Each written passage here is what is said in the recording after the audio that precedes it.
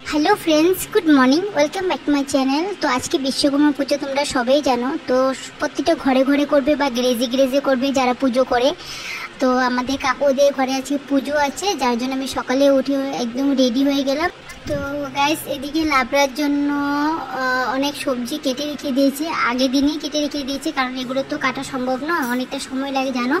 আর কাকিমণি আমাকে বললো তুমি কি নারকেল করতে পারবে? তা আমি বললাম যে হ্যাঁ, কেন পারবো না। তো কাকিমণি আমাকে এদিকে নারকেল করতে দিয়ে দিল। তো আমার না একটু বসতে অসুবিধা হচ্ছিলো, কারণ আমি শেপ পাচ্ছিলাম না ভালো করে। তারপরে আমি নিজেকে একটু ভালো করে বসে নিয়ে নিলাম। আর এদিকে তোমাদের আর একটু ফুল দেখাতে ভুলে গেছিলাম, গাঁদা ফুল এনেছে। আর এক জেঠিমণি আসছে, তো কাকিমণি তো একা পারবে না, তো জেঠিমণি এখানে আসছে। জেঠিমণি সব নৈবেদ্য সাজাবে, যার জন্য কলাগুলো ছুলে নিল। আর এখানে অনেক ধরনের ফল আছে, তোমরা দেখে নাও। তো নৈবেদ্য সাজানোর জন্য জেঠিমণি ছোটো ছোটো করে কলাগুলো কেটে নিচ্ছে। আর এদিকে দেখো গাইস, কি সুন্দর ফুল। পুজোতে না ফুল না হলে না ভালো লাগে না। আর এদিকে আমি এখানে আমি ফল কাটবো, যার জন্য।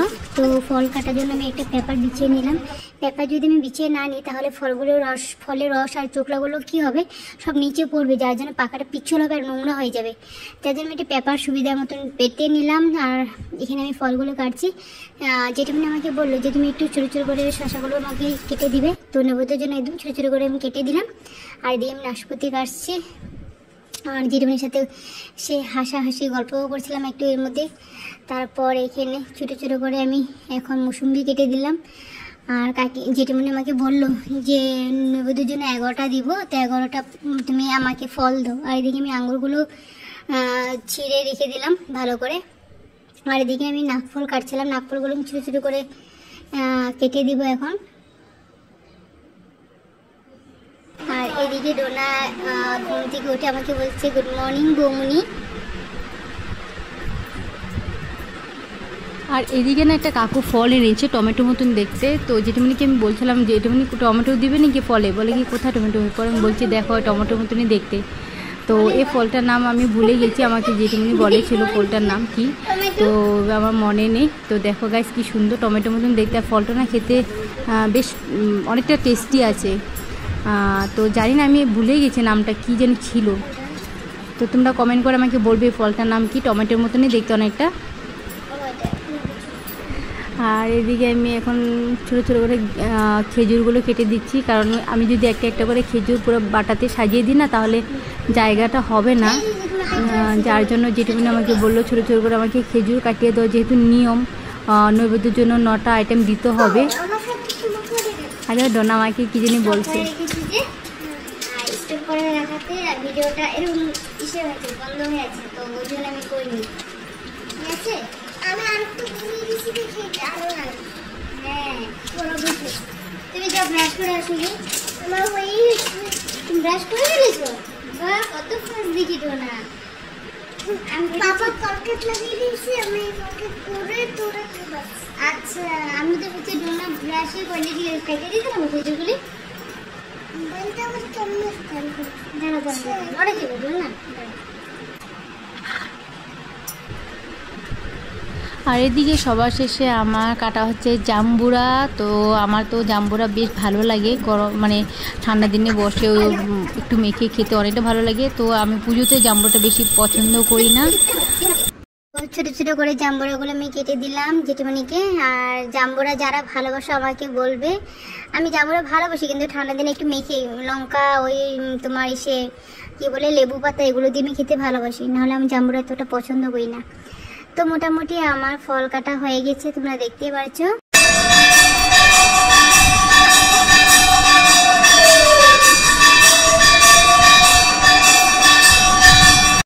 আর এদিকে আমাদের পুরা ফল রেডি। এখানে নৈবেদ্য আর 5 রকমের একটা ফল, এখানে তোমার লাড্ডু, আর এখানে 9টা নৈবেদ্য দেওয়া হয়েছে। এখানে অনেকগুলি 13টা, আর এখানে 5 পদের ভোগ। তো এরকম করে সুন্দর করে সাজিয়ে দিয়েছে, তোমরা দেখতেই পারছো গাইস। আর ফার্স্ট টাইম আমি বিশ্বকর্মা পুজো অ্যাটেন্ড করছি, আর বেশ ভালোও লাগছিলো, কারণ কোনো দিন বিশ্বকর্মা পুজো করতে পারিনি, আর উপাস থাকিও নি, যেহেতু মিথ্যা কথা বলবো না।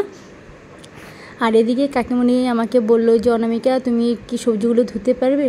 আমি বললাম হ্যাঁ, কেন পারবো না, না পারার কি আছে। তো এখানে আমি একটু করে আমি সবজিগুলো ধুচ্ছিলাম। তো তারপরে দেখি যে না, আমি এরকম করে বসে এক হাত দিয়ে ধুলে হবে না, আমার এখন কাপড় কাচিয়ে নিতে হবে।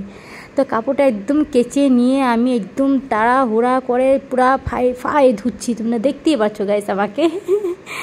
তো এখানে সুন্দর করে আমি ধুয়ে রেডি করলাম। আর এদিকে আমাদের পুরোহিত মশাই এসে পড়েছে। আর কাকিমণি না একটা জিনিস খুব সুন্দর করেছে, যাতে ফলের মধ্যে কোনো মাছি বা মশা কিছু না পড়ে, যার জন্য সুন্দর করে এখানে রেডি করে দিয়েছে।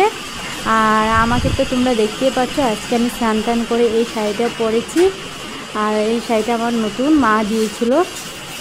তো ঠাকুরের পুজো করতে না এরকম শাড়ি পরে করতে ভালো লাগে। তো চলো গাইস, আমাদেরকে পুরো পুজোটা দেখাচ্ছে, আজকে বিশ্বকর্মা পুজোটা।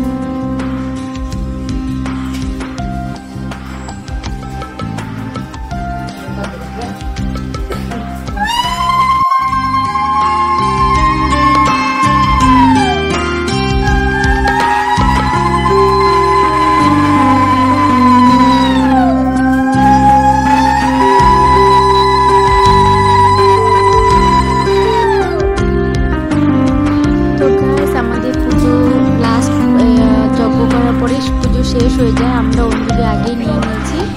আর এই তো যজ্ঞ হচ্ছে বিশ্বকর্মা পুজো, তোমরা দেখতে পাচ্ছ খুব সুন্দর হচ্ছিল পুজোটা। আর বিশ্বকর্মা পুজোর ভিডিও তোমাদের দেখে কেমন লাগছে আমাকে কমেন্ট করে জানাবে। আর এই আমাদের বাড়ির ফার্স্ট আমি বিশ্বকর্মা পুজো অ্যাটেন্ড করেছি, আর বেশ ভালো লেগেছে। যদি ভিডিওটা দেখে তোমাদের ভালো লেগে থাকে তো প্লিজ আমার চ্যানেলটা সাবস্ক্রাইব করতে একদম ভুলবেন না। আর হ্যাঁ, আরেকটা কথা বলতে ভুলে গিয়েছিলাম, যজ্ঞ শেষে না দই দিয়ে না একটু ঠান্ডা করেছে, কারণ যজ্ঞ মানে হওয়ার পর দই দিয়ে ঠান্ডা করতে হয়। তো প্রথম দুধ দিয়েছে, তারপর দুধটা যখন দেওয়া হয়ে গেল তারপর একটু দই দিয়েছে, দইতে দিয়ে ঠান্ডা করেছে। তারপর ওইখান থেকে যে খইটা বেরিয়েছে না, পোড়া খইটা, ওটা দিয়ে আমাদের জন্য যজ্ঞের ফোঁটা তৈরি করেছে। তো গাইস, ভিডিওটা কেমন লাগলো আমার চ্যানেলটা সাবস্ক্রাইব করে দিও যদি ভালো লেগে থাকে। তো আজকে ব্লগটা এখানে সমাপ্ত করলাম, পরবর্তী নেক্সট ভিডিও তোমাদের সামনে আমি আবার নিয়ে আসবো। তো আজকে ভিডিওটা এখানে সমাপ্ত, টাটা বাই বাই।